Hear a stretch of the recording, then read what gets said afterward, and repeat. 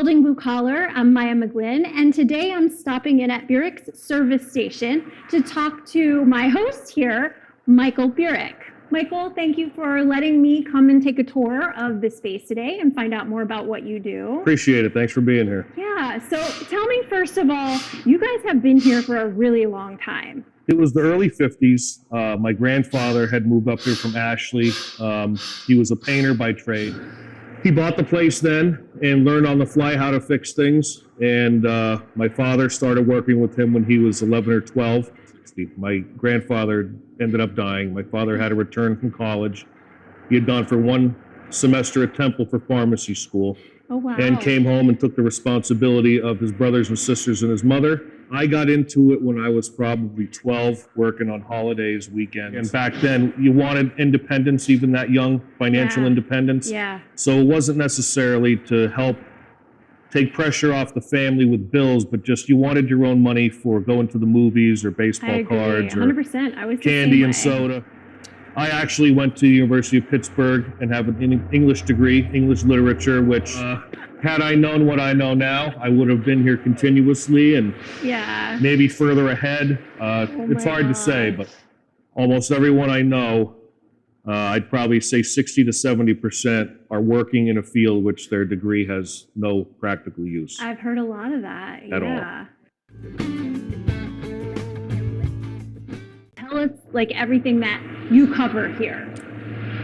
General automotive repair and maintenance, obviously oil changes, tune-ups, suspension, brakes, tires, things like that. We used to have gas sales up until a few years ago. So yeah, the only things we don't do are rebuild transmissions. We don't rebuild motors. We don't get into deep engine work and things like that. It's mostly just repair and maintenance. Inspections, obviously. But anything you could think of, we probably do it. When you're bringing a guy in here to start working with you, what are you looking for?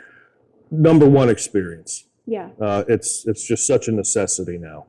Once in a while, we'll hire someone younger who's still in school or just out of school that has had some backyard experience but doesn't know how to function in an actual working shop. If they've gone to like Votech for it, that's like a better leg up for you. It's a better leg up for it and having schooling for it, but yet there's a big gap because the practicality of what they've learned has not been introduced to them to be like in a live shop. Right. It's like anything else. You get out of school and it's like, okay, here's the world and here's how it works. Yeah, it's very different.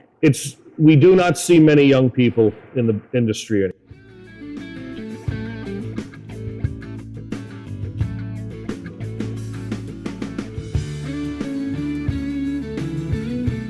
It is work.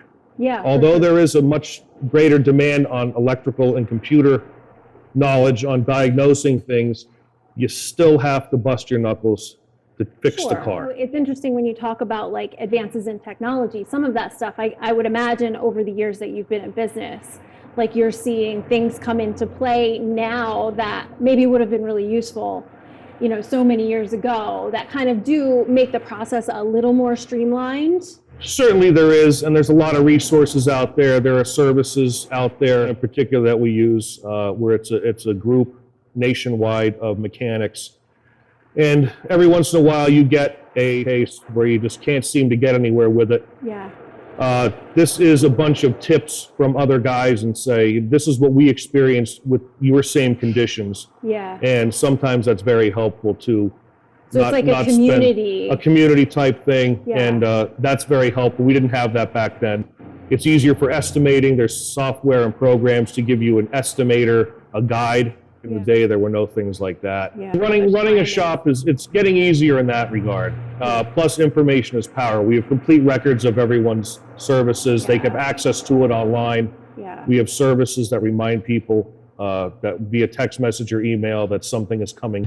Life is much faster than it was. Yeah. We're overloaded with a lot of things, and actually cars are one thing that goes by the wayside. There's many other concerns people have, and they forget, and they end up getting a ticket for an inspection sticker, or they have a light out and they get pulled over for a light, or they get some kind of violation or something happens.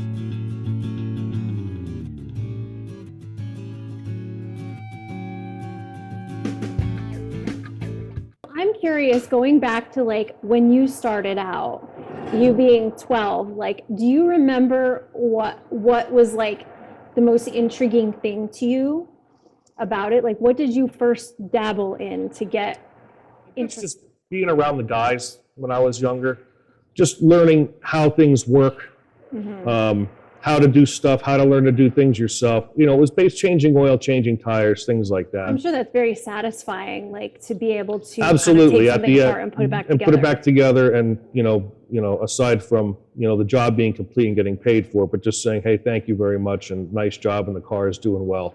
Those things go a long way in all aspects of life. Yeah. Describe to me a little bit about your process of, onboarding and starting a new guy here. Is it just kind of like they already know a certain thing? Do they shadow people for a period of time? There will be a period of mentoring, but it's going to be hands-on. You're going to do the job under my instruction, or another one of the fellows. It all depends on your resume and what you can bring, and if you have your inspection licenses and things how like that works for an individual who's getting started in a mechanic role. You would go to your local VOTEC or community college offers license inspection classes that every 2 years you just have to recertify with a test. Okay. The emission program also, it's the same thing. That's a little less complicated than the safety inspection, but you do have to renew your license every 2 years. It's rigorous. They want to make sure that people are still keeping up with the PA codes, which sometimes change, and they change a rule or they change this. So they want to make sure that the people who are doing this work are actually qualified enough as far as a safety point to pass or fail a particular vehicle. What would you say would be like maybe among the most rewarding sides of working in this type of field? Or when somebody's in a jam. You have somebody traveling on a Friday, they're on their way somewhere and something happens, and we're fortunate enough to have enough time and get the parts and help somebody out in that respect. Giving people what they need on a daily basis, and doing it, for a competitive price, and the customer being happy with you and feeling confident and safe in what they have. Yeah. What would you say any of your priorities or key points are that you stress in your crew? Well, first is cleanliness. You want to make sure you're clean before you get in anyone's car. Secondly, when the car has to come in or go on a lift, you have to set the lift properly. We always try to help each other out. If something is heavy, everybody pitches in lifting it up. The key points are like you're encouraging a lot of like teamwork aspects and a lot of like training. Teamwork and common sense safety. Lift with your legs. Be careful. We use blow torches and things like that. Right. You want to be cognizant, not just for your own safety, but you don't want to injure one of your coworkers.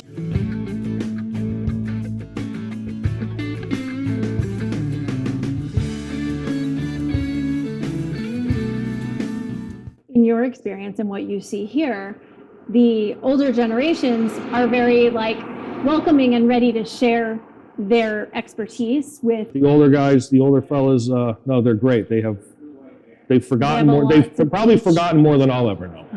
I've known some really, really great guys, and there's still a few out there. But they are going away rapidly, and there is a vacuum that is very scary, not just for myself as an employer, but eventually when I retire, I'm going to be a customer.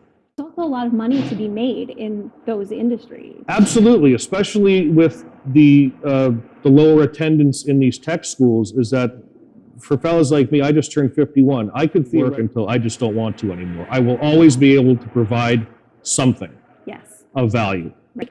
Just from the standpoint of someone who's willing to learn these types of skills, even if they don't stay in the industry for a long period of time, then they have all those skills to take forward with them that they're able to use for themselves. Absolutely. If you know how to change your own brakes and some other parts in your car and change your own oil, you can save yourself a lot of There's a value in that, for sure. Yes, and it's like anything else. You can cut your own grass or hire someone to do it. If you can do those things, certainly you can save a lot of money. If you're a plumber by trade, you're not going to call a plumber at your home. And for as much as cars change, certain things stay the same.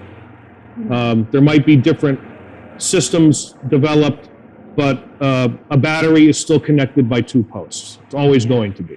A radiator is always going to be in the front of the car. There's certain things that just aren't going to change. The difficulty of how they squeeze them in that gets annoying. But as far as the system of how a car operates and how from point A at ignition, what all has to happen for that car to start, those technologies, they haven't changed. They've been improved, but the basic function of a car has not really changed over the years. What would you say makes someone, like, I guess, more inclined for this kind of work? You have to be physically active. You have to want to be on your feet, not having your phone on all the time. You have to stay focused on what you're doing. Be curious. I love that. Be attention, detailed. Okay, yeah. The devil's in the details.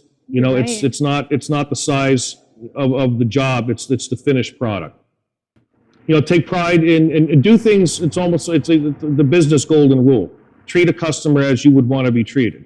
Yeah. Treat the car as if it was yours. I love that too. And that's a big thing. Have pride in your appearance. Yeah. I encourage guys always constantly be wiping your hands. You don't want to touch anything. Wash your hands as often as possible. Yeah. Don't go home looking like what you do. That was something that was taught to me at a very early age. Yeah. Especially hands, fingers, and fingernails. Okay. Scrubbing with a brush. Don't look like what you do. But professionalism is in everything. Is there anything that you want to add about your business? Vehicles are something anymore that we see a lot of things are put off because of the state of the economy and the world, and people have health problems, they have problems with their home, with school, with everything else, and sometimes the car goes too far. You don't take care of the car. Yes. The car can't take you to where you need to go. What I suggest people to do is try as best you can to stay on top of what your car needs, have it looked at, get a list of what you need, and then kind of prioritize it.